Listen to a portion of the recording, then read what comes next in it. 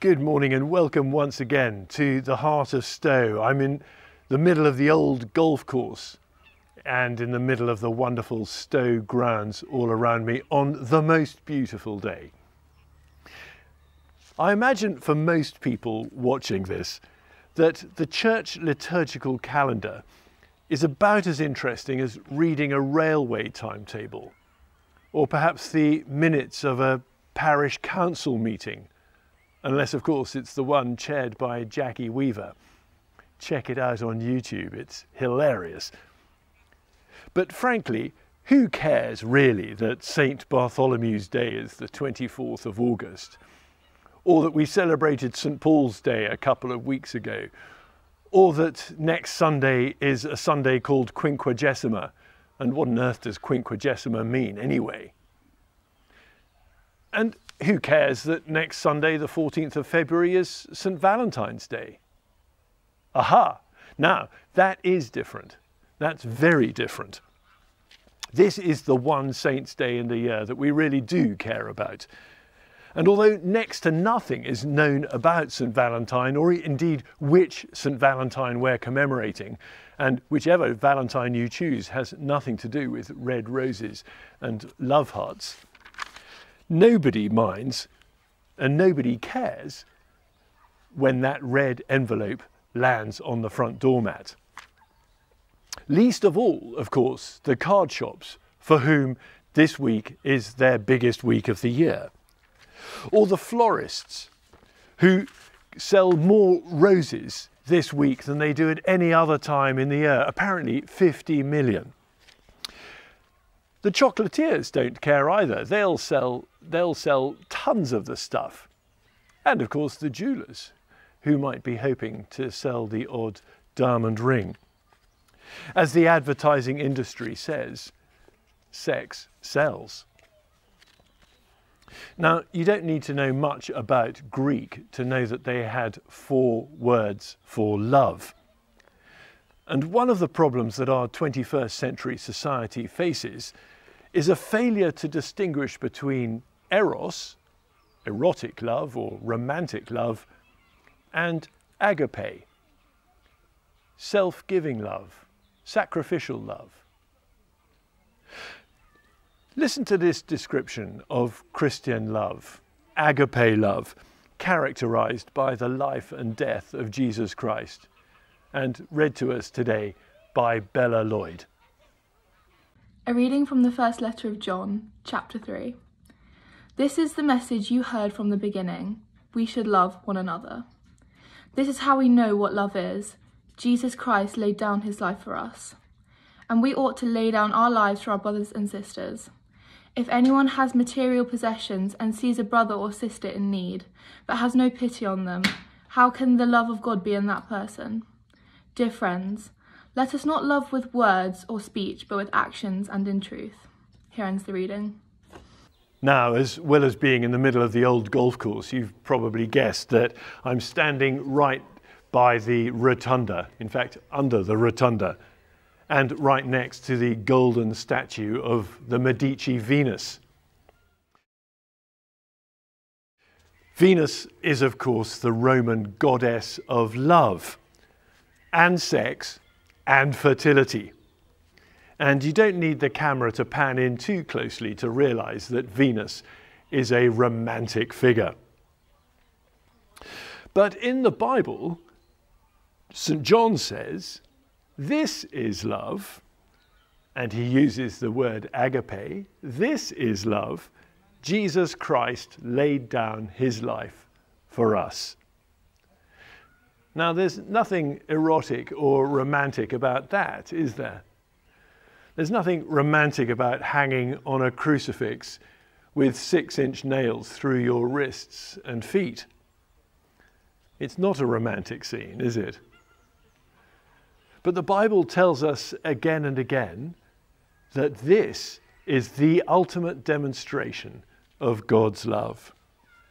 Jesus showing for all time his selfless, sacrificial love.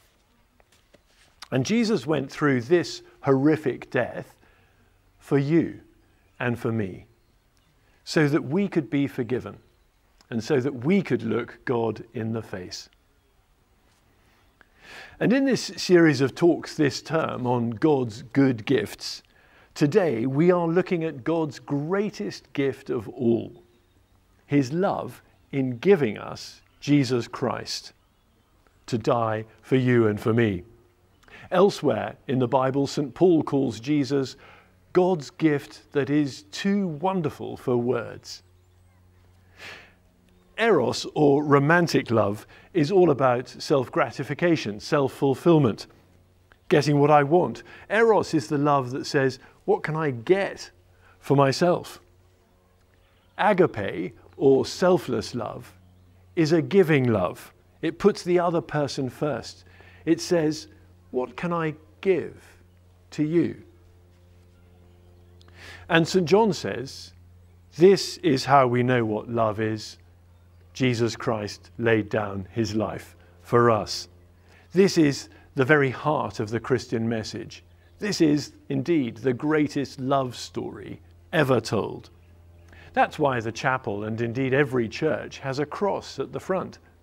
That's why when Christians meet in churches every Sunday, they share in bread and wine as they remember Jesus' body broken for them and blood shed for them. Agape love, sacrificial love, sums up God's love for us. But our reading didn't end there. We're called to show this same love to other people. St. John says, this is love. Jesus Christ laid down his life for us. And so, he goes on, we ought to lay down our lives for our brothers and sisters. And here's the challenge for us today, to show something of that same self-giving love to someone else.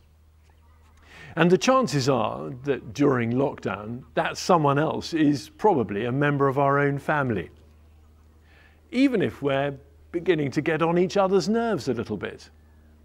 In fact, especially if we're getting on each other's nerves a bit.